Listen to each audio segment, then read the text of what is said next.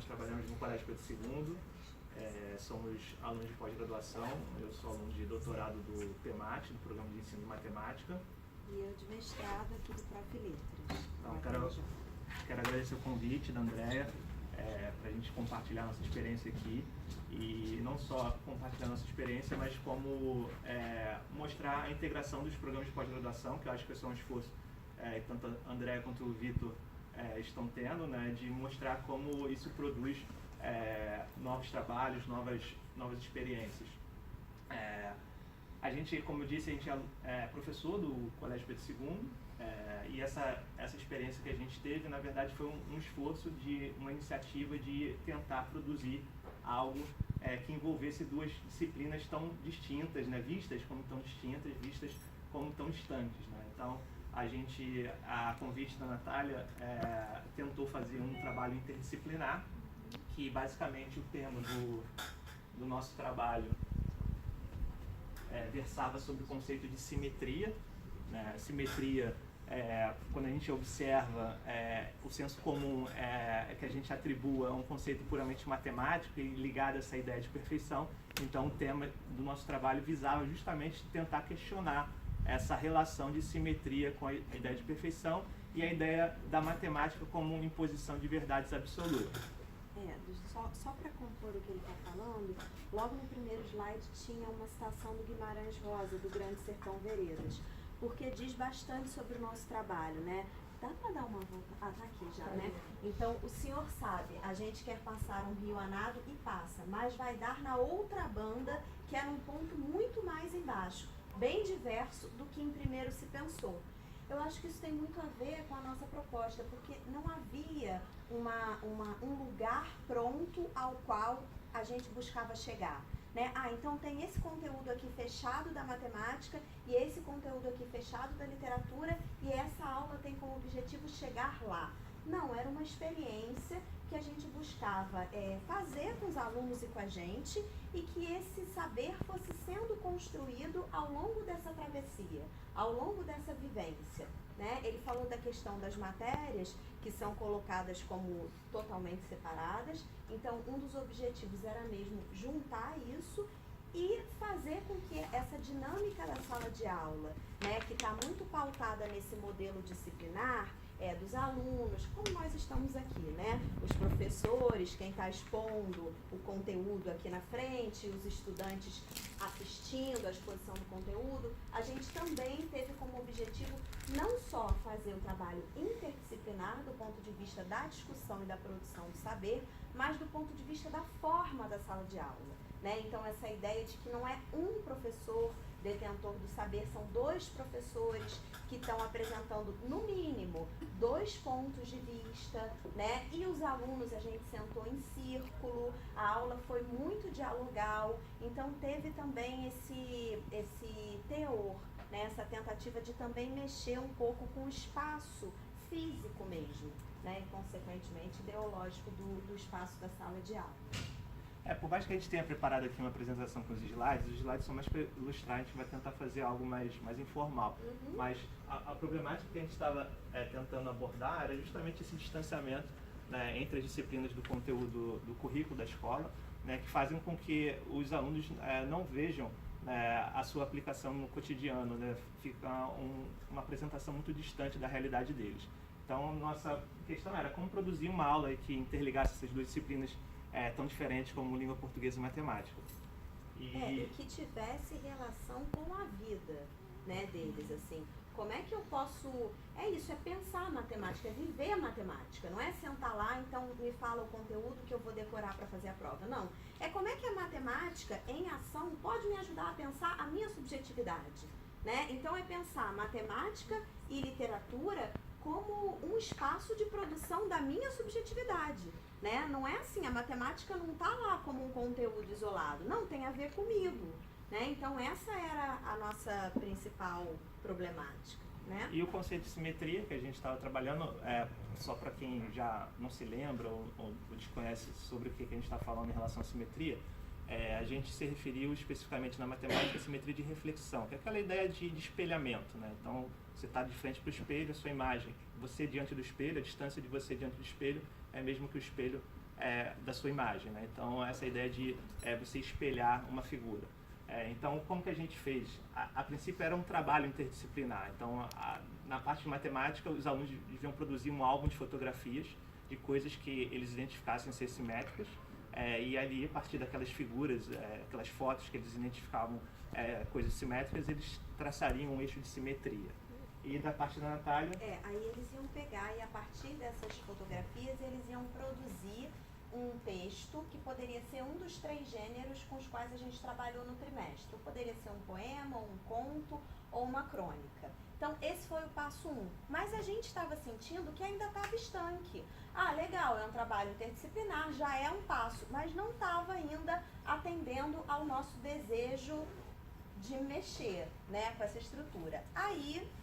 que se a ideia de construir essa separação disciplinar, né, não faz sentido a gente produzir um trabalho onde os alunos façam a parte do conceito de simetria na matemática e uma parte, por mais que aproveite o trabalho, uma das fotos e produza um texto em cima disso, continua estanque. Então a gente ficou um pouco inquieto com isso. E a Natália manifestou essa inquietação e falou, olha, a gente precisa fazer algo a mais, né? E aí ela trouxe a ideia de fazer uma aula conjunta, uma docência compartilhada. Eu já tinha uma experiência de docência compartilhada nos projetos do Vitor. O Vitor esteve aqui em abril comentando, né, sobre a docência compartilhada, mas o curioso é que mesmo eu imbuído nos projetos de docência compartilhada, a ideia é parte da Natália. Então, para ver como que esse isolamento, né, mesmo quem está próximo a ideias que envolvam a aproximação das pessoas, como esse isolamento acaba mantendo você afastado, mesmo que você esteja vivenciando práticas de docência compartilhada. E a Natália sugeriu que a gente fosse juntos atuar de forma conjunta em sala. Né? E assim, o que eu acho que a gente pode compartilhar mesmo é como é que a gente pensou em montar essa aula. A gente pensou num tema, né? Então, que tema poderia perpassa essa coisa da simetria, como é que entra a literatura, as artes plásticas. Então, foi aí que a gente pensou na questão da simetria, né? E aí a gente criou essa ideia de, como é mesmo o título? Simetria e assimetria, 2 pontos. Perfeição e resistência. Opressões, né? Perfeição e resistência. Então, a ideia era fazer um percurso na literatura e nas artes plásticas e mostrar como o conceito de... Claro que teve todo um aprofundamento, né? Foram 4 tempos de aula, 2 numa semana e 2 na outra. O que foi bem legal, a gente ficou preocupado, né? Poxa, mas será que é legal? Vai fazer 2 tempos e vai parar e depois mais 2? Mas foi ótimo, porque esse tempo foi um tempo de maturação das reflexões para a gente e para os estudantes. Então, foi bem legal, assim, esse intervalo. E aí, o que a gente começou a pensar? Como que esse conceito de simetria, que apareceu na matemática, né? E aí a gente falou sobre isso, foi perpassando a história da literatura e das artes plásticas e engendrando padrões opressores de produção de subjetividade. E aí a gente foi passando, a gente trouxe para mostrar, né? Por exemplo, ali no texto do Camões, né? O poema, o soneto, acho que mais famoso do Camões, né? Amor é fogo que arde sem se ver, é ferida que dói e não se sente. Então, como é que nesse poema está muito presente a ideia de simetria, que depois foi se transformando numa ideia de perfeição, mas ao mesmo tempo, né, o soneto ratifica, mas relativiza essa ideia de perfeição e simetria. Então, entender como é que a arte, né, ela está à frente, porque por mais que ela absorva, em certa medida, esses padrões, ela também faz balançar, né? Então, ela está um pouco nessa terceira via, né? Que eu acho que era um pouco que a nossa aula estava propondo como um todo, essa terceira margem. Né? Só para a gente comentar aqui, em relação aos sonetos, né, são estruturas de forma fixa, e aí a Natália pode me corrigir. Isso foi lindo, gente. Ele que explicou o soneto. Assim, ele que falava. Foi o A gente tem 2 estrofes ali de 4 versos, então estrofes espelhadas, o número de versos de forma espelhada, e depois 2 estrofes de 3 versos de forma espelhada também. E as próprias rimas, se vocês forem notar, vão ocorrendo de forma espelhada. Então, isso é para mostrar que a gente não está falando sobre um conceito de língua portuguesa somente. Está trazendo um olhar, no caso da matemática, para a língua portuguesa, e a mesma coisa em relação ao conceito de simetria, quando a Natália questiona essa ideia de perfeição, dos padrões, a imposição de padrões, a Natália está trazendo conhecimento de literatura para matemática. Então, a docência compartilhada, ela não é só você juntar duas pessoas em sala de aula, né? Ela envolve todo um planejamento de aula, né, que percorre até a execução, onde a ideia é você se deslocar do seu lugar do seu conteúdo disciplinar e você produzir um conhecimento novo. Então, ali não é um conhecimento de matemática somado a um conhecimento de português, de língua portuguesa. É a produção com duas perspectivas distintas de produção de um conhecimento novo. Tá? Então, eu falo muito sobre a questão da vulnerabilidade que a gente deve ter para produzir um tipo de aula dessa, porque a primeira coisa que a gente comentou um com o outro quando a gente sentou para produzir essa aula é assim: eu não sei nada de língua portuguesa, e a Natália falou, não sei nada de matemática, você vai ter que sentar e explicar para mim. E de fato a gente está iniciando do zero, iniciando de algo novo que a gente desconhece para onde isso ia e onde isso ia chegar. Então, você se mostrar vulnerável para o seu colega e entender que aquilo ali está sendo produzido algo que você desconhece, que é um pouco a posição que o aluno se coloca, né? O aluno está entrando em contato com um conhecimento que é novo para ele, e ali ele produz significados, produz um conhecimento novo. E por que não a gente não se colocar nesse lugar também, né? Aí a gente fez esse percurso, a gente começou do Renascimento, né? E aí algumas perguntas eram chave, assim, para os estudantes virem, né? Então, por exemplo, mas será que esse ideal de simetria, com base no belo, ficou restrito ao século XV, durante o Renascimento? Hoje ainda somos influenciados por esse ideal de perfeição? Quais são os seus efeitos sobre os indivíduos? Né? Então, tudo isso foi debatido. A gente trouxe também, dá uma passadinha, Diego, por favor. A gente trouxe também, antes disso, alguns textos atuais da internet em que era assim, explícito o apelo para a questão da simetria. Então, assim, como ter dentes perfeitos e ser lindo. Aí tinha lá, o sorriso perfeito deve ser simétrico, com tanto assim, né? Como é ter o corpo perfeito? Deve haver um espaço tal entre os seios para as mulheres, assim. E isso sendo exposto, né, na internet, enfim, em textos. E a gente foi problematizando isso, a ideia das princesas também, por exemplo, da Disney, né, que seguem um padrão de perfeição, que de alguma forma é a releitura dessa simetria. Então a gente foi fazendo esse percurso, até chegar no momento final, né, em que a gente pegou esse gancho da assimetria como justamente a desconstrução desse modelo ou questionamento, que é quando a gente poderíamos pegar outras coisas, mas pegamos aí a arte moderna, né? Por exemplo, o Picasso, que traz essa mulher que é o oposto da Vênus, por exemplo, né? Multifacetada, ela não é linear. E o poema do Manuel Bandeira, né? Que já está totalmente com uma forma dissonante do modelo clássico, que está ligado à métrica, à perfeição, à simetria, à proporção, né? E aí a gente entrou como o modernismo é um movimento mesmo de ruptura, historicamente, nas artes, na literatura, na arquitetura, né? Então, assim, tá vendo como é que tá tudo interligado? Então, era um pouco isso, né? A ideia nesse momento é você observar como a gente desconstrói para construir algo novo, né? Então, era essa a mensagem nesse momento que a gente queria passar. Que um pouco atrás tinha uma obra ali, não sei se vocês notaram, que é a do Escher, que é muito usado em matemática, que é justamente você parte de polígonos, né, onde você consegue recobrir o plano, e aí você faz movimentos rígidos, né, movimentos onde você não perde a forma da figura e produz algo novo.